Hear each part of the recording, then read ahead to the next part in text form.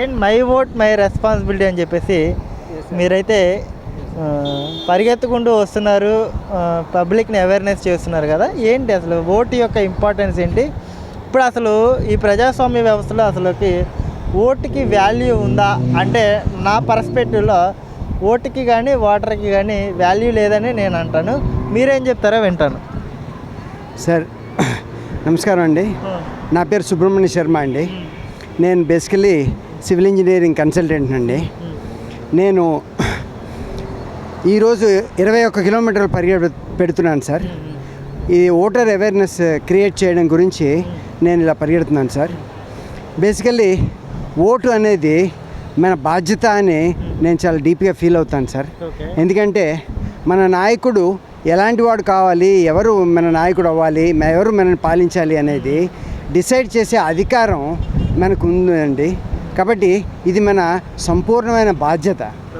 కాబట్టి మనము ఏమాత్రము ఈ ఓటు వేయడం అనేది దాన్ని నెగ్లెక్ట్ చేయకుండా బాధ్యతగా మనము ఈ ఓటుని సక్రమంగా వినియోగించుకోవాలని నేను మనస్ఫూర్తిగా ప్రార్థన చేస్తున్నానండి. అంటే ఇప్పుడు ప్రజాస్వామ్య వ్యవస్థలో ఎవరైతే మనం ఓటు వేసి నాయకులుగా ఎన్నుకుంటున్నామో వాళ్ళంతా కూడా సక్రమంగా ప్రజలకి సమాజానికి ఉపయోగకరమైన అంశాల మీద దృష్టి పెట్టకుండా వాళ్ళ వ్యక్తిగతంగా ప్రతి మనిషి మరి ఒకరిని దోచుకునేవాడే, తన స్వార్థం తన సౌఖ్యం చూసుకునేవాడే అని చెప్పేసి ఎప్పుడో శ్రీశ్రీ గారు చెప్పిన మాట.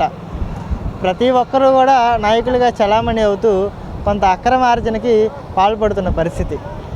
మరి మనం ఓటు వేసి వాళ్ళని ఇంకా ఆర్థికంగా సంపన్నులను చేయడం తప్పితే ఈ ప్రజాస్వామ్య వ్యవస్థలో ఇంకేమైనా చేంజ్ ఉందా అంటే మీరేం చెప్తారు? సార్ ఇప్పుడు మీరు చెప్పింది చాలా కరెక్ట్గానే చెప్పారండి. కాకపోతే ఒక విషయం చెప్తానండి. ఓటు అనేది వేయకపోవడం వల్లే ఈ దుస్థితి జరుగుతోందండి. మన ప్రపంచంలో, మన భారతదేశంలో ఇప్పటికీ 60% మందే ఓట్లు వేస్తున్నారు, 40% మంది ఓట్లు వేయట్లేదు అంటే అది మన ఇర్రెస్పాన్సిబిలిటీ అండి. బాధ్యతారహితంగా ఉండడమే దాని యొక్క అర్థం. సో కాబట్టి మనం అందరం బాధ్యతగా ఓటేసి ఎవరు మనకి సరి అయిన లీడరు, ఎవరు మనకి సక్రమంగా న్యాయం చేయగలుగుతారు అనే ప్రజాస్వామ్యమైన బద్ధంగా ఉన్న పార్టీని, నాయకులని మనం ఎంచుకోవాలండి. అంటే ఓవరాల్గా ఏం చెప్తారు సార్? రేపు మే 13న జరగబోయే పోలింగ్ దశ దిశ వెనకాల కూడా ఏదో క్యాప్షన్ ఉంది సార్, తెలుగులో ఉంది సార్. అవునా, తెలుగులో ఉందా? Okay okay okay okay okay అంటే ఓటు అంటే చాలామంది పొలిటీషియన్స్ కూడా ఓటర్ని డైరెక్ట్గా డబ్బులు ఇచ్చి కొనేస్తున్నారు. డబ్బులు ఇచ్చి కొనడం, తర్వాత ప్రజలకు ఉచితాలని అలవాటు చేసి వాళ్ళని సోమరిపోతులుగా తయారు చేస్తున్న పరిస్థితి మనం కళ్ళెదుటగానే చూస్తున్నాం కదా. దీని మీద మీ కామెంట్ ఏంటి? సార్ అది 100% చాలా తప్పండి. మనం ప్రజలకి మనము ఉచితాలు ఇవ్వడం కాదండి, వాళ్ళని మనము చైతన్యవంతులుగా చేయాలి సార్. మనము ఉచిత విద్య ఇవ్వాలి, ఉచిత వైద్యం ఇవ్వాలి. అంతేకాని ఈ మిగతా ఉచితాలన్నీ ఇచ్చి ప్రజల్ని సోమరిపోతుల కింద చేయడం అనేది చాలా దారుణం, అన్యాయం. మనము భారతదేశాన్ని మనము ఏమాత్రమైనా ముందుకెళ్ళాలని కోరుకుంటే మాత్రం ఇలాంటి పొరపాటు పని మాత్రం ఎవరూ చేయకూడదండి. మన భారతదేశంలో ప్రతి ఒక్కరూ కూడా ఇదివరకు రోజుల్లో యోగులే, ప్రతి ఒక్కరూ కూడా ఒక ఋషిలాగే ఉండేవారు. 100% నీతిగా నిజాయితీగా ఉండేవారు. కంటిన్యూగా మన మీద బయట నుంచి వచ్చి ఆక్రమణదారులు మనని అన్ని రకాలుగా దోచుకుని, మన ఆస్తుల్ని దోచుకున్నారు, మన మానభంగాల్ని అన్నిటినీ, మన సంపదల్ని దోచుకుని మనని దరిద్రుల కింద చేసి మన వాళ్ళు ఈరోజు ఇలా దిగజారిపోవడానికి మన ఈ ఇన్వేడర్సే దానికి కారణము. మన ప్రయత్నం గట్టిగా చేసినట్లయితే మన భారతదేశంలో మన అందరి జీన్స్లో ఉన్నది మళ్ళీ ప్రతి ఒక్కరిని ఒక యోగిలా మనం తయారు చేసే అవకాశం మనకుంది. దృఢమైన సంకల్పంతో దృఢమైన ప్రయత్నం చేయాలి. కానీ మళ్ళీ ప్రతి ఒక్కళ్ళు కూడా భారతదేశం కోసం లేచి నిలబడతారని నాకు పూర్తి విశ్వాసం ఉంది. Thank you.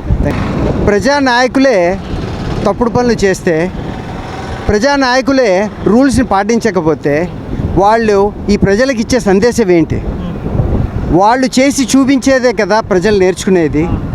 కాబట్టి వాళ్ళు నీతిగా నిజాయితీగా ఉంటూ వాళ్ళు ఏ రూల్ని అతిక్రమించకుండా వాళ్ళని రూల్స్ ఫాలో అవుతుంటే ప్రజలు కూడా అది నేర్చుకునే అవకాశం ఉంటుంది. అంటే పవర్లో ఇప్పుడు ఉన్నా లేకపోయినా ఒక పొలిటీషియన్ అంటే ఎవరు సరైన క్రమంలో ఉన్నారు, ఎవరిని మనం చూస్ చేసుకోవాలి, ఎవరికి ఓటేయాలి, ఎవరిని ఎన్నిక చేసుకొని మన నాయకుడిగా మనం అతన్ని అభివర్ణించుకోవాలంటే మీరు సరే, నేను చేసే ఈ కార్యక్రమంలో ప్రజల్ని ఓటు వెయ్యడం గురించి ఉత్తేజపరచడం గురించి మాత్రమే చేస్తున్నాను సార్. కానీ పలానా నాయకుడికి ఓటేయండి అని కానీ పలానా పార్టీకి ఓటేయండి అని కానీ నేను చెప్పట్లేదు సార్. నేను ఈ సభాముఖంగా నేను ఈ విధంగా నేను చెప్పలేను సార్. ఓన్లీ నేను చెప్పగలిగేది ఏంటంటే బాధ్యతగా ఓటేద్దాం, భారతదేశాన్ని గెలిపిద్దాం. అంతే కదా సార్? అంతే సార్. నేను మేనిఫెస్టోస్ చూసాను, ఇద్దరు పార్టీల manifesto, main parties major manifestos రెండు చూశాను. ప్రజెంట్ అయితే ఎంతమంది వరకు టీడీపీ వాళ్ళు అనేవారు కదా, అంటే ఫ్రీ బీస్ ఇస్తున్నారు అని, వాళ్ళు కూడా ఇప్పుడు పెంచారు. నాకు తెలిసి అందులో చాలా మట్టుకి అవసరం లేదని నేను అనుకుంటాను. అలాగనే వైసీపీ వాళ్ళు కూడా అది కూడా సేమ్ అదే ఫ్రీ బీస్పై ఎక్కువ ఉన్నాయి రెండు మేనిఫెస్టోస్లో. నాకు తెలిసి అది అంత అవసరం లేదు అనుకుంటాను. అనుకుంటున్నాను.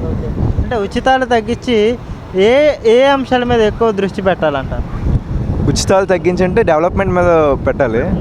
అంటే ఎక్కువ అలాగని మీరు అలాగనుకుంటారు, లేదు మా విశాఖ అలాగని చెప్పి అనుకుంటే, నేను పుట్టక ముందు నుంచి 1980 నుంచి షిప్ యార్డ్ ఉంది, పోర్ట్ ఉంది, దానివల్ల అందరికీ తెలుస్తుంది డెవలప్ అయిందని. కానీ పోర్టు షిప్ యార్డ్ ఉంటే సరిపోతుందేంటి? లేదు కదా. ఐటీ సెక్టర్ నాకు తెలిసి పెద్దగా ఏం డెవలప్ అవ్వలేదు. చెప్పాలంటే విశాఖ ఈజ్ ఆఫ్ డూయింగ్ బిజినెస్కి చాలా మంచిది. ఎవరైనా వచ్చి వెంటనే బిజినెస్ పెట్టాలంటే ఈజీగా సెటిల్ అవ్వచ్చు, ఇక్కడ ఈజీగా పెట్టి గ్రో అవ్వచ్చు. కానీ తక్కువ వస్తున్నాయి, అవి పెరగాలి. ఇంకోటి స్టార్టప్స్ కింద ఏ హబ్ అని చెప్పి మా ఆంధ్ర యూనివర్సిటీలో ఒకటి పెట్టారు. అది స్టూడెంట్స్ నుంచి ఇంకా బాగా ప్రొమోట్ చేస్తూ తీసుకురావాలని చెప్పి నేను అనుకుంటాను. ఓవరాల్గా రేపు 13న ఓటు అనేది చాలా వాల్యుబుల్ థింగ్. ఇప్పుడు ప్రస్తుతానికి ఈ ఓటర్ ఇప్పుడు ఎలాంటి నిర్ణయం తీసుకోవాలి, యంగర్ జనరేషన్ కానివ్వండి లేకపోతే పెద్దవాళ్ళు కానివ్వండి, ఎలాంటి నిర్ణయం తీసుకోవాలి? ఇప్పుడు డబ్బులు తీసుకొని వేయాలా, డబ్బులు అవాయిడ్ చేసి చేయాలా, ఓటు వేయాలంటే నువ్వేం చెప్తావు? నాకు తెలిసి అయితే ఫస్ట్ థింగ్ ఇద్దరు మేనిఫెస్టోలు చూడండి, ఇద్దరు పార్టీ లోకల్ పార్టీలో చూడండి, లోకల్లో మీ కాన్స్టిట్యున్సీలో ఎవరు పోటీ చేస్తున్నారో, ఎవరు మీకు మేలు చేయగలరు, లోకల్గా కూడా అడగండి మీరు మీ ఎమ్మెల్యే క్యాండిడేట్స్ని, వాళ్ళు మీకు ఏం వేయగలరు, వాళ్ళు మీకు ఏం చేస్తారు వాళ్ళు గెలిస్తే. అది చూసి సెంట్రల్ పార్టీ స్టేట్లో పార్టీని కూడా చూసి మెయిన్ హెడ్ని చూసి కూడా ఓటేయాలని చెప్పి నేను అనుకుంటున్నాను. రాష్ట్రంలో ఇప్పుడు 3 ప్రధాన నాయకులు అయితే ఉన్నారు, జగన్మోహన్ రెడ్డి గారు, పవన్ కళ్యాణ్ గారు, చంద్రబాబు నాయుడు. వీళ్ళ ముగ్గురులో బెటర్ పొలిటీషియన్ ఎవరంటే మీరేం చెప్తారు? చెప్పాను కదా, ప్రతి ఒక్కళ్ళు గుడ్ అండ్ బ్యాడ్ ఉంటుంది. బెటర్ అంటే ప్రతి ఒక్కళ్ళలో ఉంటుంది గుడ్ అండ్ బ్యాడ్. కొంతమంది ఒకటి చేయగలరు, కొంతమంది ఇంకోటి చేయగలరు. నాకు తెలిసి జగన్మోహన్ రెడ్డి గారు బెటర్స్. ఆయన మంచి నాకు తెలిసి ఇవి చేశారు చూసారా, ఫ్రీ బీస్ లాంటివి ఇచ్చారా, అవి కింద స్థాయి ప్రజల వరకు బాగా అందాయి. ఇంతకుముందు రేషన్ షాప్స్ ఉండేవి, రేషన్ డీలర్స్ మొత్తం అందరూ స్కామ్ చేస్తూ ఉండేవారు. ఇప్పుడు అలా కాదు, ఇంటింటికి వస్తున్నారు.